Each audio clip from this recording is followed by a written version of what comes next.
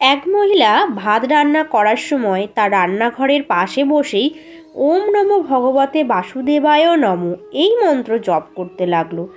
আলাদা করে যে পুজো করবে সে সময় পেত না বেচারি, তাই কাজ করতে করতে সে প্রভুর নাম নিত। হঠাৎ ঠিক এমন সময় ধড়াম করে জোরে একটা শব্দ হলো, আর সেই শব্দের সঙ্গে একটা বেদনাপূর্ণ চিৎকার ভেসে এলো তার কানে।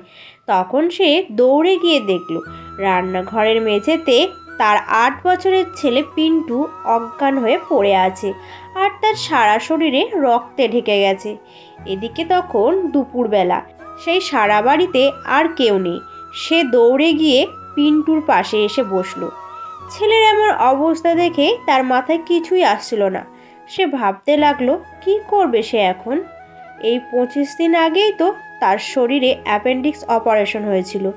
তারপরেও না জানি এত শক্তি তার মধ্যে কোথা থেকে এলো যে সে পিন্টুকে কোলে করে তুলে নিল এবং হাসপাতালের উদ্দেশ্যে মেন রাস্তা ধরে ছুটতে লাগলো।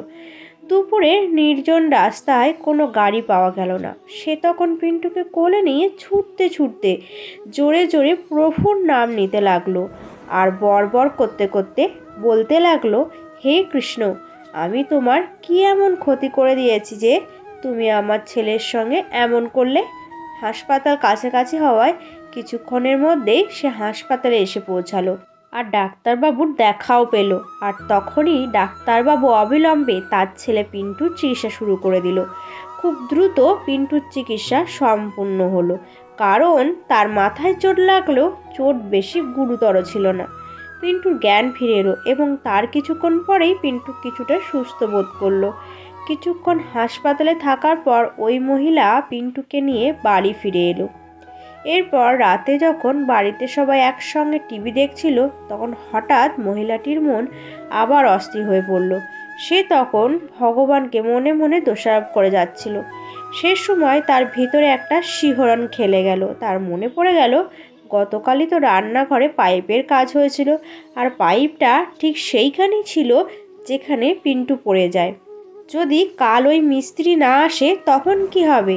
এরপর মহিলাটির হাত চলে যায় তার পেটের দিকে, যেখানে তার অ্যাপেন্ডিক্সের অপারেশন হয়েছিল। অপারেশনের সেলাই সবুজ হয়ে আছে, এখনও শোকায়নি। তখন এই ভেবে সে আশ্চর্য হয়ে গেল যে কিভাবে 30 থেকে 35 কেজি পিন্টুকে সে এই অবস্থায় কোলে তুলে নিয়ে দৌড়েছিল, কিভাবেই বা হাসপাতালে পৌঁছেছিল। অপারেশনের পর যে মহিলা কাপড়ের বালতি হাতে নিয়ে ছাদে পর্যন্ত যেতে পারতো না, সে আজ কিভাবে পড়ল।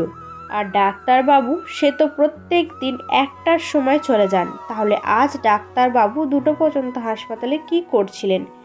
আর হাসপাতালে পৌঁছানো মাত্রই তার ছেলের চিকিৎসাও হয়ে গেল। তার মনে হতে লাগলো যেন কেউ তার ছেলের চিকিৎসা করার জন্যই অপেক্ষা করছিল। আর ওই মহিলা তাড়াহুড়োর কারণে ওই ডাক্তারের মুখটাও ঠিক করে দেখতে পারেনি।